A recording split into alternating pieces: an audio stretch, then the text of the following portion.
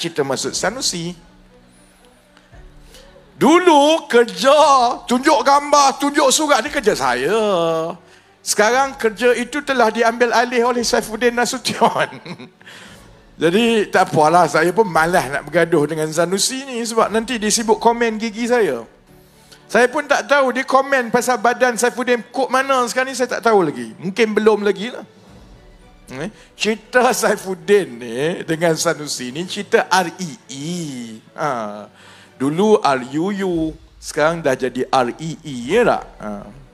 Cerita walaupun kita lawak, cerita tu cukup besar sebenarnya. Sebab harta nadir bumi yang duk sebut REE tu, pakcik tahu nadir bumi ni nilai dia beratus-ratus kali ganda lagi mahal daripada emas. Ini adalah logam yang paling mahal dalam alam yang ada, yang kita tahu sekarang ni. Kecuali lah kita pergi ke bulan, kita jumpa logam baru. Setakat ini logam yang paling mahal seantero alam ini ialah yang dipanggil nadir bumi. Dan dia ada banyak kat negara kita. Sebenarnya ada, di Perak pun ada, di Negeri Sembilan saya rasa ada lah sikit kot. Di Kedah ada. Itu yang Sanusi rasa hebat sangat. Dia rasa dia akan jadi menteri besar negeri terkaya. Sebab bila dia tengok secara geologi, dia tengok ada hasil bumi, nadir bumi. Masalahnya nadir bumi ni ada 2-3 negara je yang ada dalam dunia buat masa ini. Paling besar di China, satu lagi di Australia.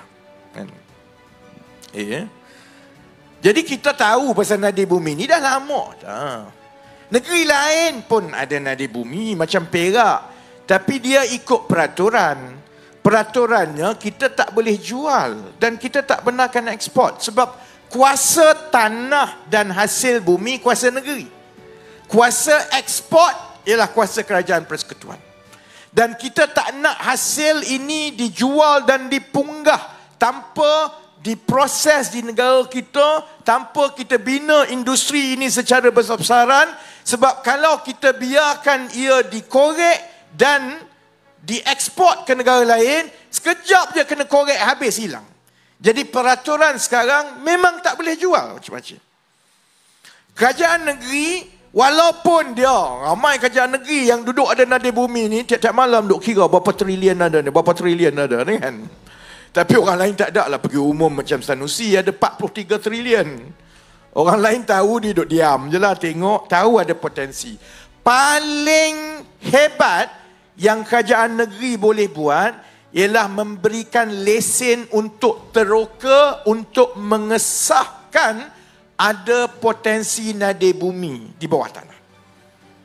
Dia tak boleh korek, tak boleh buat, tak boleh proses, apatah lagi bawa keluar.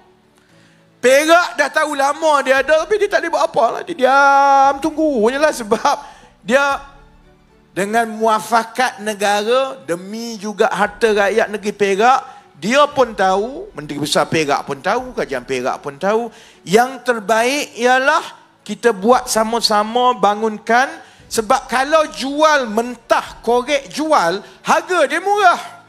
Kalau proses sampai dia betul-betul jadi nadir bumi untuk grade industri, harga dia beribu kali ganda. Jadi sebab itu kita tak bagilah lah. Cerita Sanusi dengan Saifuddin ni memang dah lama sebab memang kita tahu nadir bumi itu diseludup. Masalahnya sebelum ini tengok, cari bukti dan sebagainya. Jadi Saifuddin ni saya rasa dah lama geram dengan Sanusi ni. Sebab dia menteri dalam negeri, dia tahu penyeludupan berlaku. Dia tahu benda ni dicuri. Tambah pula dia orang Kedah. Saya mungkin orang Terengganu tak rasa sangat kot. Bukan reta aku kena curi. Orang Kedah, dia orang Kedah. Anak driver bas dulu bapak dia. Dia fahamlah susah orang Kedah. Jadi kebetulan dia menteri dalam negeri, dia sudah tentu dapat laporan terperinci. Siapa yang bawa masuk kumpulan Cina yang terlibat. Orang Cina mana yang kena tangkap. Gambar dia ada, surat dia ada. Kalau aku jadi Sanusi, aku duduk diam-diam. Sebab memang betul dia hantar surat dulu. Tapi masa zaman Perikatan Nasional dulu. Masa itu dia rasa dia akan berkuasa sampai kiamat. Memang betul yang dibawa minta pas semua. Memang betul ada orang kena tangkap. Memang betul dia korek. Kalau saya jadi Sanusi, pandai-pandailah aku duduk diam. Paling kurang kalih. Pergilah main sepak takraw lagi banyak. Tak payahlah nak menjawab. Sanusi sebab ego nak tunjuk hero, dia mula kona baring. Oh, saya tak kenal orang tu, tak pernah jumpa. Ni zaman, bila zaman TikTok, zaman Facebook, zaman setiap satu patah yang kita kata ni direkodkan. Sekarang kena, hari ni Saifuddin, saya pun tengok, engkau ni dah belajar daripada mana. Saya ada pendedahan baru hari ini. Tunjuk gambar, tunjuk surat. Jadi Sanusi bila kantoi, gambar sengih tengah raya dengan Cina. Cina tu dah hilang lah ni. Cina daripada tanah besar Cina ni dah hilang dah. Polis tengah cari. Pandai je dia jawab. Saya yalah dia datang ambil gambar masa raya 3-4 kali. Tapi saya tak ingat lah nama dia ke apa dia. Surat tu dia tak jawab lagi tu. Surat yang dia hantar. Minta visa untuk Cina. Dia tak jawab lagi. Saya tahulah kalau cakap dengan walaun dia tutup kiri kanan pekak. Dia buat tak tahu saudara-saudari. Tapi saya yakin orang yang biasa, yang membaca, yang membandingkan, sekarang sudah dapat membezakan siapa yang berbohong. Siapa yang sembang kencang. Siapa yang konon panglima. Saya tak pernah lah mengaku panglima ke itu ke hebat angkat tangan nak lawan ke. Tak ada lah. Tapi saya kalau telefon, polis telefon aku angkat. Polis ketuk, saya buka pintu. Polis suruh masuk lokap, saya masuk. Tak pernah ada isu. Ini dia punya berani, hebat, pumpang. Polis telefon, saya tak nak pergi balai lah. Padahal muka kena tangkap. Pumpang. Saya bising, benci tengok dia duk kerja maki hamun tiap-tiap hari. Kita ajaklah dia berdebat. Sebab cara dia cerita, dia nak kalih cerita pasal REE hilanglah, MBI terpalik dengan semua kumpulan Cina yang masuk kena tangkap, buat keluar semua ni. Kita ajaklah dia berdebat. Tak berani. Dan hari ini kita buktikan bukan saja Sanusi ni biadab dengan semua orang, dia juga bila kantoi pandai kona kiri kanan untuk menutup kelemahan dia. Jadi tak apa, kita tunggu laporan-laporan seterusnya daripada Sanusi. Kita ada seminggu lagi ni. Ada banyak lagi saya ingat gambar mana. Kalau saya jadi Sanusi, balik duduk diam-diam je lah. Jangan komen. Kau main je lah sepak takraw tu tiap-tiap hari. Pasang bendera, main sepak takraw. Sebab cerita REE ni dah memang jelas bahawa benda itu ada kes yang besar. Kalaupun kamu rasa kamu hebat ramai penyokong dekat TikTok, ialah hebat-hebat penyokong kamu ramai pun, kalau ada kes kena dakwa kamu masuk ke dalam, pandai-pandai kamu duduk kat dalam. Sorang-sorang. Kamu tak boleh angkut penyokong-penyokong korang yang dekat TikTok.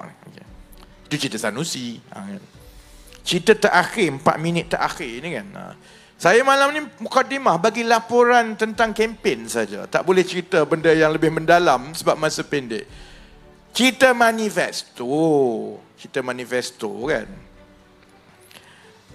Orang nak masuk pilihan raya, ya, untuk berlaku adil kepada rakyat, kita kena bentangkanlah kita nak buat apa. Memanglah kalau kita jadi pengundi pun, kita tengok dari atas ke bawah, kiri, kanan, tengok CV, tak CV, tengok semua, kita belek habis. Kita tahu dia nak mentadbir. Ini bukan nak suruh jadi AJK Persatuan Bola. Kita nak lantik je jadi wakil rakyat. Dia kena mentadbir wang rakyat banyak. Kalau dia jadi exco, menteri besar, ratus-ratus juta. Kalau dia buat bengap dia, habis tiap-tiap tahun 400-500 juta, hilang macam tu saja. Lepas tu dia bersara, dia dapat pencen. Kita kena tanggung ni sampai 10, 15, 20 tahun akan datang. Jadi sebab itu nak mengundi untuk memilih kerajaan, memanglah kita nak tahu kamu nak buat apa. Ni macam orang datang merisik lah. Kau ni anak siapa? Kau ni kerja apa? Yang kau nak kahwin dengan anak aku ni, kau ada apa? Biasalah kita tanya tak? Daripada sejak saya kecil, memanglah masuk pilihan raya orang tanya manifesto. Semalam, calon selebriti bola daripada Perikatan Nasional, BB7 ni tak? Mula orang tanya dia semalam, apa manifesto? Oh, saya ada manifesto lah. Jadi apa manifestonya?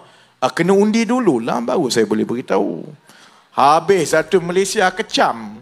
Bila dia kena kecam satu Malaysia, tambah pula semalam dia bagi ceramah, dia baca teks tu ala-ala anak saya dah jam 4 baca teks tu. Jadi saya ingat dia tertekan kot. Hari ni wartawan pun nakal, duk tanya benda sama, manifesto lagi. Hari ni dia dah U-turn dah. Semalam dia kata dia ada manifesto tapi rahsia, undi dulu baru dapat tahu. Hari ni dia jawab, dia tak ada manifesto. Paling kurang dia jujur lah, dia tak ada manifesto. Tapi alasan dia tu memang ke laut lah. Alasan dia tak ada manifesto ialah, saya tak nak janji sebab nanti kalau saya janji, kalau saya tak buat orang marah. Gila kau. Engkau meminang anak aku cakap macam tu memang kena tendang lah. Saya nak kahwin, tapi tak tahulah hantaran berapa, kerja kat mana. Kahwin dululah baru tahu. Gila kau. Kan? Jadi esok saya tak tahu dia nak corner kok mana pula ni. Ni cerita baru cerita manifesto dia, bukan manifesto Perikatan Nasional pun. Orang tanya dia, kan kamu kan selebriti, kamu kan hebat, kamu kan pejuang yang nak melindungi Panglima Sanusi, dah nak masuk berjuang ni. Oi, dalam politik paling kurang adalah manifesto sikit. Paling kurang beritahulah saya nak baiki longkang, pun orang tak marah tau. Semalam kona, semalam manifesto rahsia. Hari ini manifesto tak ada, sebab kalau saya janji saya tak buat, memang nanti kena marah. Macam ni saudara-saudari, confirm dia tak buat lah apa dia. Jadi dah nak habis masa, maka tamatlah liputan laporan kempen. Hari ini laporan kempen Perikatan Nasional. Selalunya saya habiskan 10-15 minit je bagi liputan.